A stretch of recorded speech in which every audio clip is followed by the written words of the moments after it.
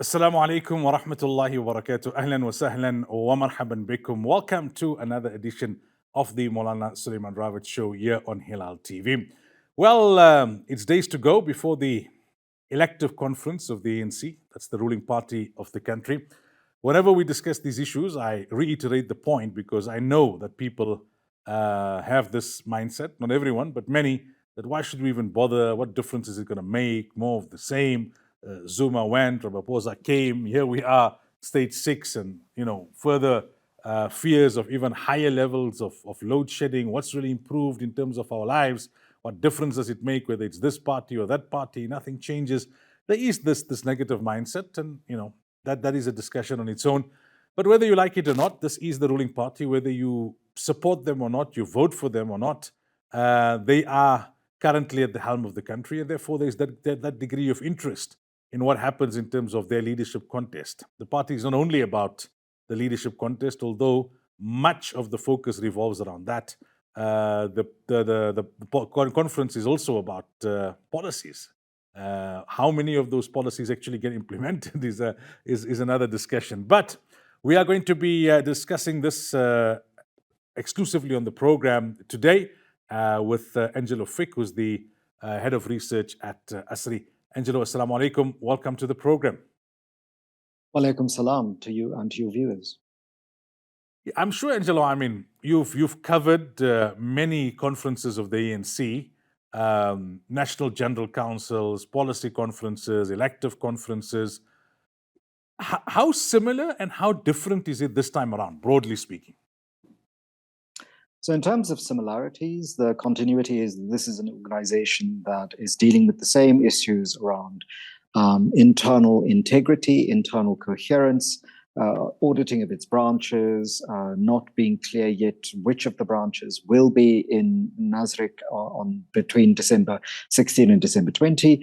Different in that days to go, the president of the party has to defend to Parliament as well as to the National Executive Committee of the party a matter involving money, foreign currency, and whether or not he followed the law based on a Section 29 special panel's report to Parliament that he may have a case to answer for having broken the law, violated the Constitution, and possibly also not adhere to the regulations around having a second job. So some of the same stuff, but the new issue is that the party's head, days before a conference, stands in legal limbo, not just within the party, but in the nation state and in the structure of the country. So we will talk about that report of the panel in a bit, but again, very broadly speaking, how would you analyze the happenings of the last week? Because just over a week ago, the report was given to the Speaker of Parliament. The first 24 hours, there were very strong indications that he was ready to go. Then we are made to believe that business came into the equation, told him you can't. It's going to be catastrophic for the country. His inner circle put pressure, and eventually then he seems, or we are told, that he had a change of mind. That led into an NEC meeting, a postponed NEC meeting, then the NWC meeting, then the NEC meeting. Finally, the decision then to take the report under review legally, also for the ANC coming out with that statement saying that they're going to tell the MPs not to support the findings in Parliament, and the very parliamentary process then getting postponed by about a week. How did all of that unfold for you? So what I think this reveals is this is an organization that, firstly, it should have top 6 officials. It does not. 3 of the positions are invested in one person who is contesting for the deputy presidency of the party. So the Treasurer General is also the acting Secretary General and the acting Deputy Secretary General. Now, the Secretariat of the African National Congress, those officials, are usually responsible for trying to keep the party's business ahead and between conferences going. And so concentrating all that power in one individual is perhaps a risk that the party is taking. Secondly, this individual apparently unilaterally postponed the original online NEC, and then the NEC could not come to a conclusion. The officials would read the report and then tell through the National Working Committee what the NEC should do. And as I said before, my concern around this is that the report is fairly simple and straightforward, and it's not a lot of reading. 88 pages or so. You can read it twice in an hour and a half. The fact that this vanguardist position was taken by the ANC, that it would be the officials who would lead the discussion, and so it would be top down rather than bottom up, was interesting. That Mr. Ramaphosa himself was not present when this discussion was being had was another moment that I found sort of an interesting choice on their part. And then the NEC instructing the parliamentary caucus that they should vote in the way that the NEC instructs them to vote, not support an opposition party motion, is of course a concern, given that we've had a constitutional court judgment on the very issue of whether or not MPs who are elected by the people on a party list should be able to be held to their oath of office to protect the constitution, or whether they should vote with the party line should there be a conflict between their constitutional duty, which they took an oath of office, and their parliamentary deployment as party members. And so what we're likely to see after next week is the South African voting public being able once again to see whether the ANC MPs in parliament chooses the constitution and their duty, or whether they en bloc vote as the party instructs them to, even if voters might think this does or does not violate the constitution. For the layman, Angelo, give us the crux of what the report says and what the process was, because now they were obviously counter viewpoints, criticisms, defense from various quarters, analysts, lawyers, politicians of that particular report, of the panel. What was the mandate of the panel? Did they go beyond that mandate as they now accused or being accused of? Did they not understand their mandate? And in essence, what are they saying? So it's very difficult to imagine that a former Chief Justice of the Constitutional Court and a senior judge of the North Gauteng bench and a senior advocate, between the three of them, could have exceeded the mandate or misunderstood the law. So what they were asked to do was to look at whether or not, on the basis of the evidence before Parliament and in the public domain, the President had a case to answer on whether or not he violated any of the Section 89 provisions as head of state and as member of Parliament deployed into the head of state position. And so their three queries were, among other things: one, what does the paper trail suggest? Two, what is the President Ramaphosa's submission on the matters and the questions asked of him in Parliament and various other spaces? And three, what is missing from this? Is there a gap between what the paper trail could show or does show and what Mr. Ramaphosa suggests? And they came to the conclusion that there was not, in fact, enough paper trail evidence, including potential paper trail evidence that should have been easily provided by the president, to demonstrate three things. One, that he had not violated the constitution by actually basically focusing specifically on how he acted in relation to the break-in at his home. So did he report, or did somebody in his who is his agent report the break-in to the South African Police Services? If there was foreign currency involved and exceeded a certain amount of money, if that money was stolen, did they report this to the Priority Crimes Division as required by legislation to prevent organized criminal and money laundering activities?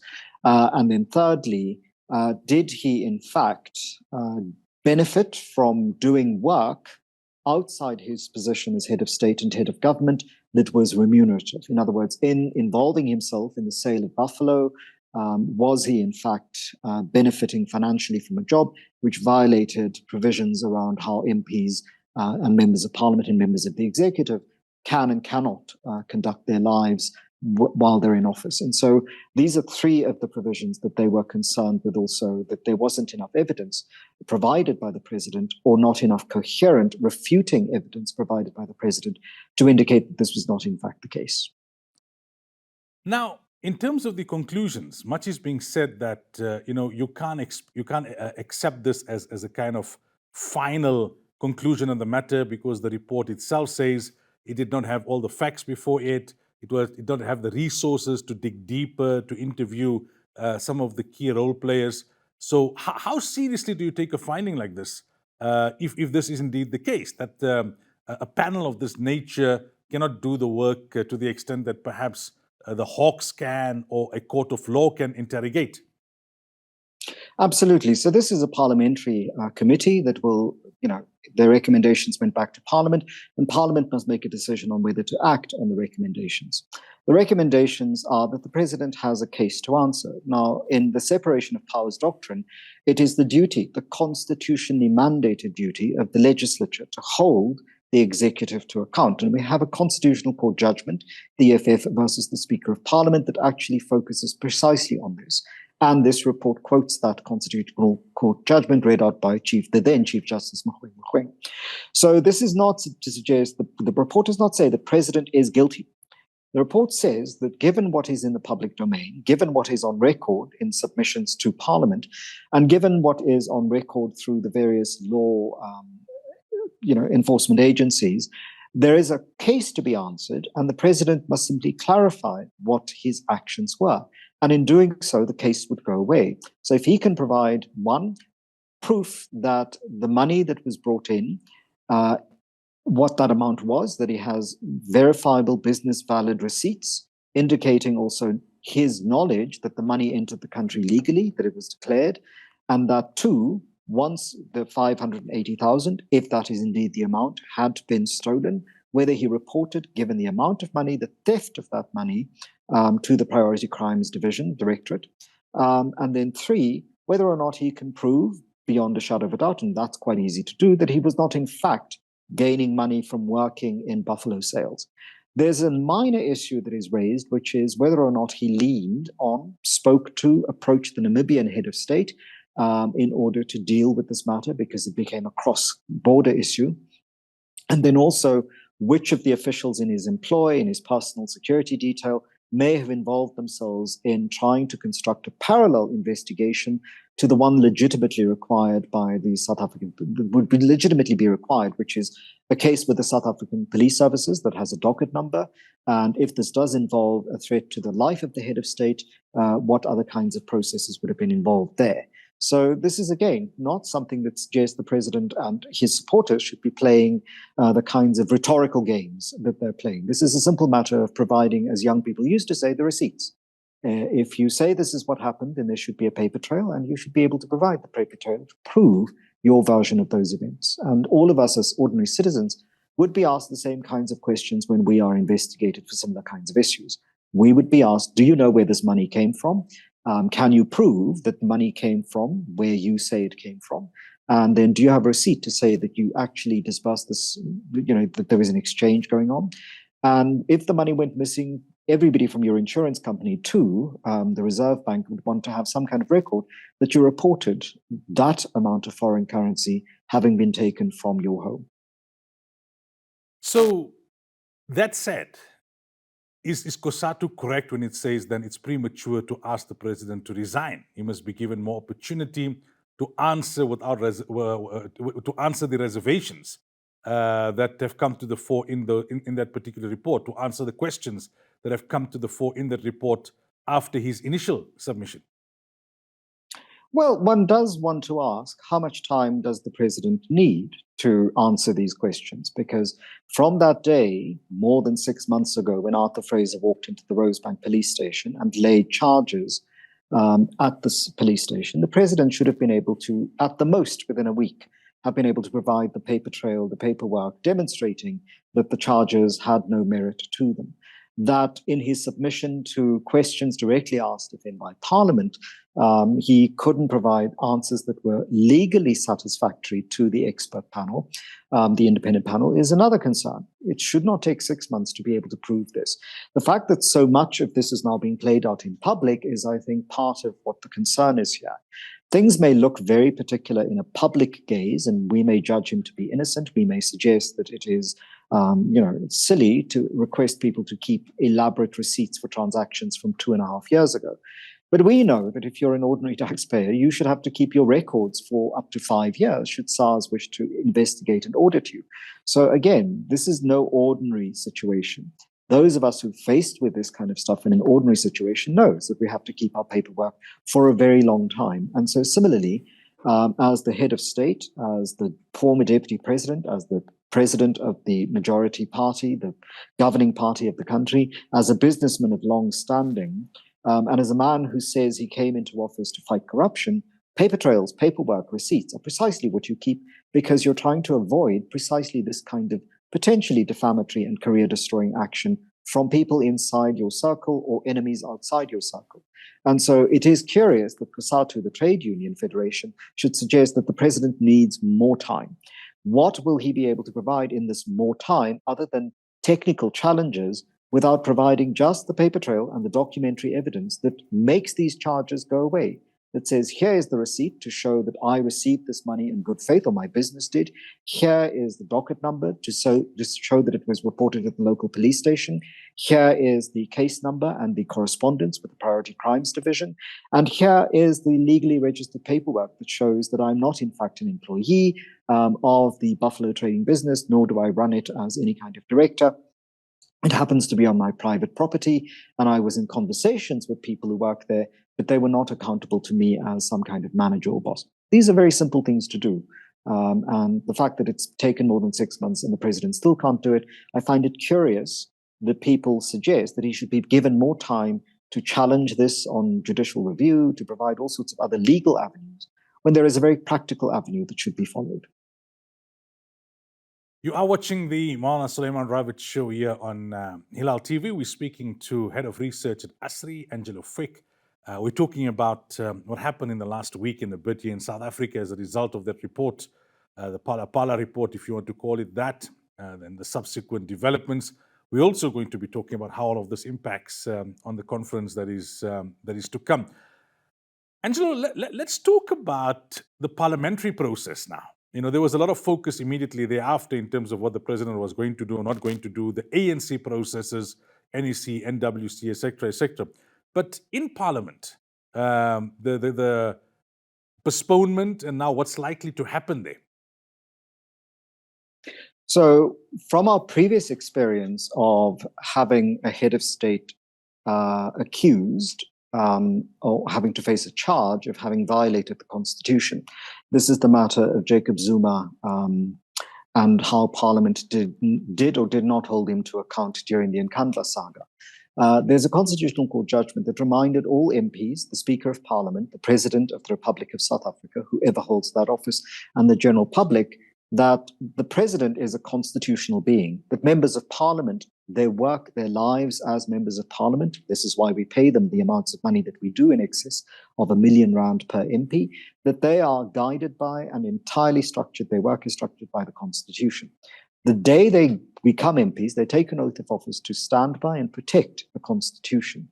And that includes the duty to hold the executive to account. Now, in the Zuma case, the parliamentary precinct Parliament was found not to have held the executive to account, and in fact to have been remiss in its duty to do so.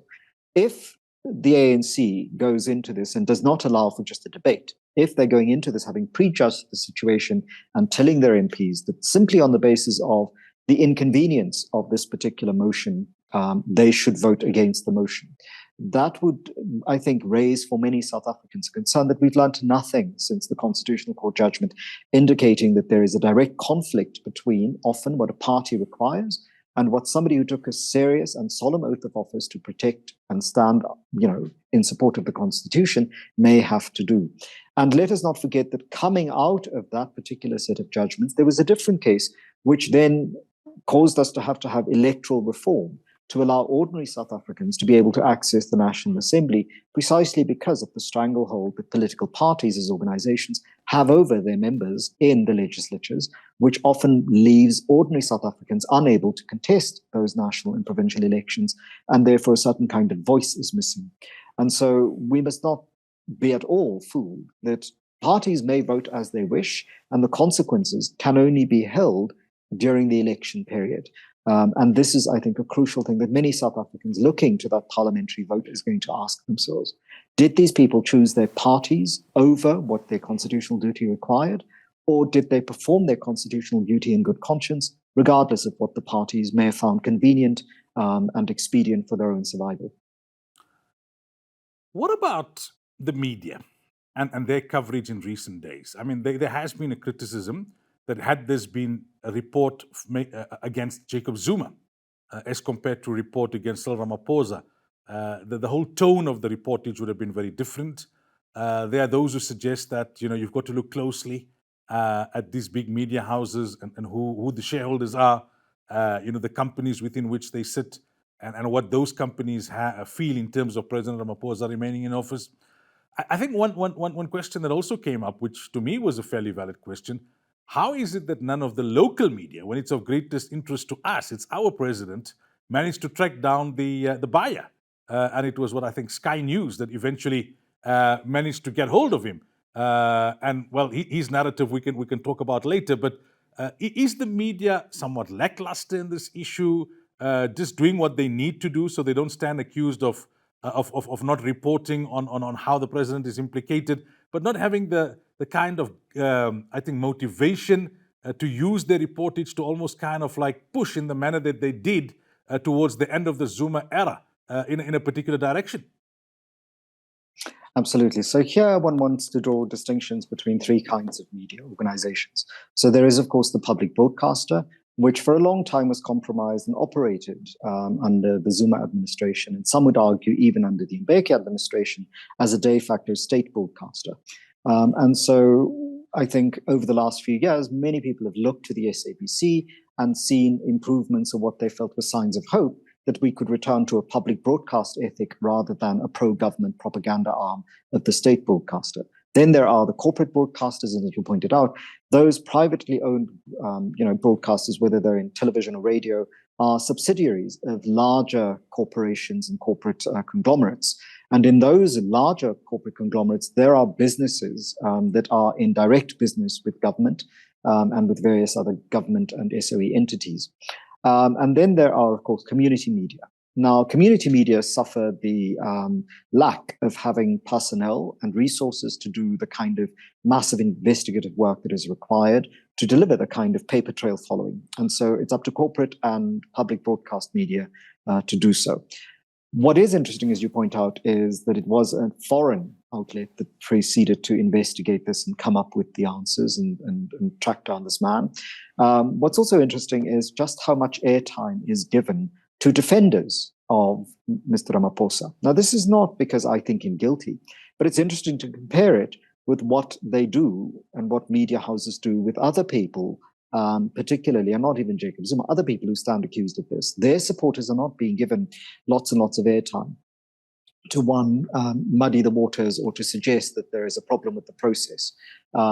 There is far more editorializing going on in the reportage. So people are being told what to think rather than to say, this is the process. This is what the law requires. And this is what the president should do to clarify that. And if you can clarify that, all of this will go away and should have gone away months ago. This should not be something that should have taken up the millions that that special independent panel required to do their work. And it certainly shouldn't be a repeat of this dragging on process, because we've all not yet recovered from the state capture investigation, which took years and took so long to investigate, what were fairly simple matters, even if they involved complicated processes of obfuscation, lying, misrepresentation, and removal of money. And so here, what I think is very important for South Africans to observe is not whether or not they like Mr. Ramaphosa, not whether or not they think Mr. Ramaphosa is a better candidate to lead the governing party and the government than anybody else that they can think of. The question that they have to ask themselves is, what does the law require of the head of state? What does the law require of the legislature that should hold the executive to account? Are those rules being followed? Because we should be living in a society that wants to return to rule-bound existence. We have all lived through a society multiple times. Apartheid South Africa, post-2010, post-apartheid South Africa, in some senses, much of the 2000s itself, where the rules were for everybody else, but not for the people who made the rules. And I think if we want to end that impunity, end this ability of people who are elected to office or are politicians to behave as if they're absolute monarchs, then what we need to do is actually insist on what the rule is, ask of the politicians to follow the rules, and judge them on when they do not follow the rules, whether we like them or not. Because if we never have politicians who follow the rules, if we do not insist that these rules should be followed, we will continue to play personality politics, where we're constantly being told this is the lesser of many evils, as if there aren't other possibilities. And as the governing party suggesting to us that if Mr. Ramaphosa is no longer president, as the party chairperson, national chairperson once indicated recently, then absolute chaos would ensue. Well, then why do we have a bureaucratic state? Why do we have a state in which there's a deputy president? Why do we have speakers of parliament? Why do we have the constitutional mechanisms written on paper to suggest what should happen if a head of state has to vacate office? Because if all of that is merely the veneer, and that behind this, it all comes down to one individual, then we do not live in the constitutional democracy, which is the Republic of South Africa. Then we live in a very different kind of society, and then much hard work lies in all of our hands to make sure that we stop pretending that we live in a thing that only exists on paper as the Constitutional Republic of South Africa, and admit that we live in a society where expedience and convenience is what drives decision making. And that's not a society that many people would be comfortable to admit that they live in and actively support. Thabo Mbeki, many found it interesting, the reports that emerged after last Friday's initial NEC meeting, which had to be postponed, that he was asking where's the president, that he wanted to ask certain things directly of the president. Subsequent reports suggested that there was criticism from others towards him, that he was trying to rule from the grave, and that his supporters had a go at Madiba when Madiba tried to question his HIV/AIDS policies after Madiba had left office.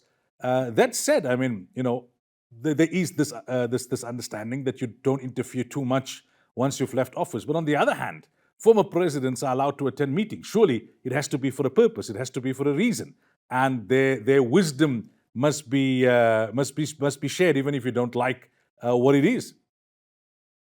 Absolutely. And so here, again, whether you like Mr. Thabo Mbeki as a human being is neither here nor there. Whether you think he made mistakes, whether you think he was a horrible president of the ANC or a horrible president of the Republic of South Africa, that's neither here nor there. Just because somebody asks questions and because you don't agree with their politics, you shouldn't dismiss their questions. You should be able to take criticism from people who have oppositional views to yours, who may have very different ideas about how the world works from yours, but that should not stop you from being able to answer their questions. And too easily and too often in South Africa, we dismiss issues because they're raised by people who do not have our party affiliation. So people dismiss something because the Democratic Alliance or the Economic Freedom Fighters are the ones who raise the issue. The question, the test for whether something is a legitimate question should be, what are the rules? Are these people raising these concerns within the confines of the rules? Do the rules allow for these people to ask these questions? And then what do the rules require of the people of whom these questions are asked to do? And if the ANC constitution allows former presidents of the party who may or may not be members of the NEC to participate in these meetings and to ask questions and to participate, then whether or not they are unpleasant people from 20 years ago whose record may be questionable on whether it's HIV/AIDS or the repatriation of lost funds from apartheid or class action lawsuits, or the inequality built during those years of economic growth, jobless growth, is neither here nor there. If the questions are valid questions and they're allowable in the framework of the rules set up, then people must answer those questions. And I think too often we reduce ourselves to personality cult politics, and we dismiss people's questions or their arguments based on who they are or which party they belong to or which faction they belong to, rather than to take the question on the nose, address it seriously. And if the question can be so easily dismissed, then it shouldn't matter who asks it. The substance of the question remains, and we should answer it. The fact is, often people reduce themselves and resort to what they call ad hominem or ad feminam attacks because they cannot answer the case. And too often in South African politics, we go for the man or the woman. We don't necessarily go for the principle. And it's important for us to remind ourselves that the only way to run a fair, rule-bound society is that no one should be above the law. No one should be able to go around the law. Everybody should be subjected to the same law and the same process. You're watching the Moulana Sulaimaan Ravat show here on Hilaal TV. We are talking about the last week in politics with regards to that report that came out, the panel, the implications for the president, and whatever happened subsequently, both in terms of the ANC as a party as well as in parliament. and what is likely to happen in the coming days leading into the ANC's elective conference, which starts next week on the 16th of December.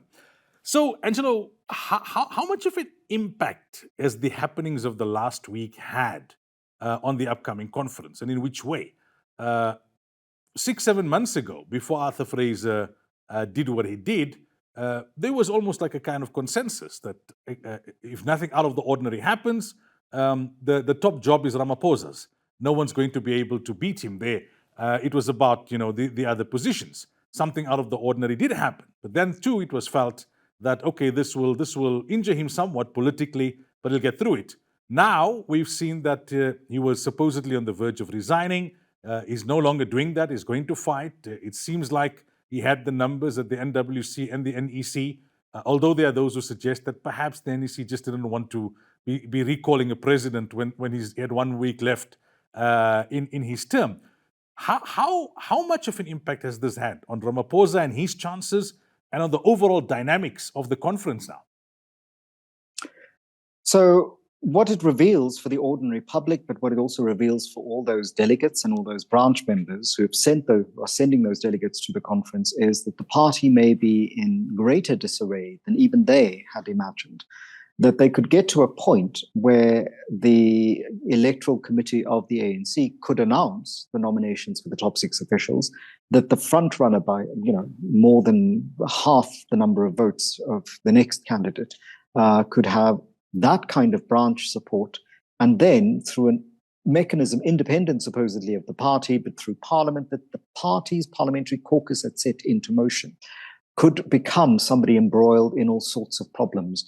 That, I think, cannot bode well for a party going into this conference, given the other problems. So they continue to have concerns around KwaZulu-Natal and which branches will be ready to go to conference to send delegates. And then the accreditation processes of the delegates will be an issue. And if Mr. Ramaphosa does get through that conference re-elected, the same accusations that we just saw around the nominations process, where people suggest that there was malfeasance inside and the whole thing was rigged, might come up again. And so far from inheriting for his second term or constructing a unified organization, the divisions that we saw ahead of 2017, after 2017, and that re-rose over the last 2 years, may in fact be quite simple compared to the divisions that could ensue whatever happens on the 20th, whatever result is announced. If he does not get to have a second term, whoever inherits the party control of the presidency from him will have a long slog to 2024's election to try and pull the party together in order to campaign for what looks like the watershed election for the party. If Mr. Ramaphosa does get a second term, he faces the same task and would not want to be the person under whose watch the ANC, after what would then be 32 years, lost the election. After 30 years, lost the election and lost their majority and would have to negotiate coalitions. And so I think whatever happens in those days between 16 and 20 December, whoever inherits the mantle has an uphill battle to make the party more coherent and somehow saleable to the electorate, because whatever the party does next week in Parliament will be a message to a potential electorate in 2024. And we know the party has had diminishing electoral returns, both at municipal and at national level. And their great concern is dipping below 50 in 2024. And that, I think, is a real concern. But we must also be aware that we're in a space where there is major objection to the electoral reforms that have been signed into law, because many people feel that they don't actually meet the spirit of the Constitutional Court judgment and of the Constitution, but are in fact some kind of compromise that allows parties to try and, shall we say, paddle in the water and keep us vaguely static without moving ahead to greater democratization. Carita Hunter wrote a piece, I think, earlier this week about ministers who spoke to her, and naturally their names were not mentioned, suggesting that Cyril Ramaphosa is a man who's very uncomfortable in the job. If I can remember correctly, there was a quote there saying you can see it in his eyes. He's very reluctant to engage even with his own ministers. He'll take a Zoom meeting any day over a physical meeting. And the impression being created by those ministers was one where this man is only here because everyone is telling him, you've got to be here. not because he really wants to be there. Is that necessarily bad, if indeed true? What do you make of that claim and the theory? Well, one has to ask. This is what is the leadership strength of a man who came into office and was supposedly going to, one, shrink the cabinet, because we're a very, very large cabinet for the size of country and challenges that we have. What do we make of a man who has not been able to get rid of people inside his own cabinet, who for almost a year now have been challenging the policies that they have agreed to while members of cabinet? That you cannot sit in a space and people are, as the ANC formulation was under Jacob Zuma during the infamous Des van Rooyen 3-day period, the president has the power to appoint and to disappoint. This president didn't seem to have the power to disappoint, to remove ministers who were openly defying him, ministers who often spoke the very opposite of what was written policy and often professed executive policy. So there are some concerns about whether it is the president who appoints and disappoints, or whether a president governing over, as president of the governing party, a fractured party, has too many interests who have his ear. And so is he listening to the NEC? Is he listening to the NWC? Is he listening to his own inner circle? Is he listening to the banks? Is he listening to big business? Because those are not interests that cohere. Where are the alliance partners in this? Is he listening to COSATU and the SACP? Or will the SACP once again have to say that they'll stand separately? So the question is not whether or not you can see fear in Mr. Ramaphosa's eyes. The question is why, when ministers are out there saying these kinds of things, they're allowed to continue to serve in government. International example from another polity undergoing similar kinds of issues, the United Kingdom, has shown that prime ministers who have the same kind of power to some extent over their cabinet as the South African president has over his, supposedly, were able to get rid of ministers who openly defied them in leadership contestations with summary effect, because you'd rather have some of these people on the outside alienated. And some people argue, no, this is some kind of Machiavellian plot, so you'd rather keep the people on the inside, and so they have to take collective responsibility for choices, even those which they oppose. But this, of course, creates policy uncertainty, because if ministers of state are out there saying things like the Constitution is problematic, this is the same Constitution that they took an oath of office to protect and uphold, and they say the government has been too lenient. This is the same government and administration after administration that they've served in since 1994. You have to wonder, what is the coherence around a president who has an executive position in the cabinet, not just entertaining, but actually never disciplining people for this? And we had this problem in previous administrations.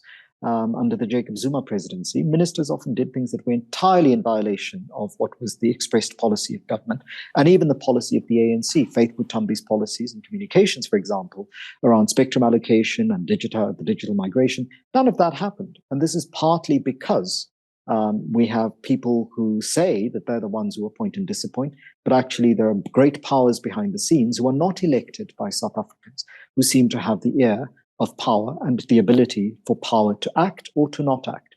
It shouldn't take bankers to go to the president to prevent him from resigning. It shouldn't take the NEC.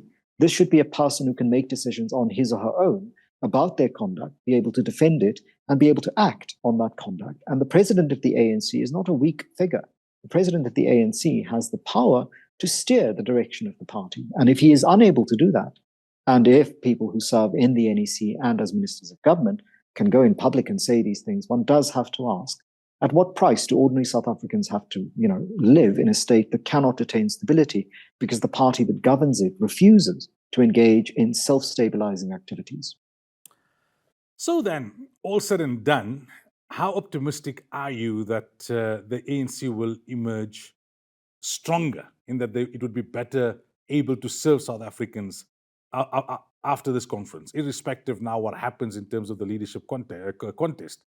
Is it the same regurgitated policies that are likely to be debated, finally adopted, but not really implemented, unless where it kind of impacts on factional issues? Is it going to be pretty much more of the same, maybe just a little bit different in terms of who the role players are for the next couple of years, especially leading into the 2024 national elections? So if the African National Congress or any party wishes to grow stronger in the current South African political landscape, it will have to, one, address their internal dynamics. And one of those very important internal dynamics for the African National Congress is something that they come up with in their own reports, which is the matter of the political education of cadres. So part of the problem, the president defending cadre deployment at the Zondo Commission of Inquiry into State Capture, was that the wrong kinds of cadres ended up in the positions and therefore acted for selfish rather than for ideological reasons, for self-enrichment rather than for developmental state building. But the problem is, of course, you don't get rid of those cadres quite easily. Many of them sit in the NEC, and some of the people implicated in all sorts of malfeasance and bad actions sit in the highest offices in government. And so if the ANC wants to become stronger, my understanding from just looking at the rational case would be that, like any other party in the world, it would have to clean up house and clean up house fast. And not just at the superficial level of people deployed in senior positions and these, sort of public relations exercises of disciplining people in very senior positions who act badly.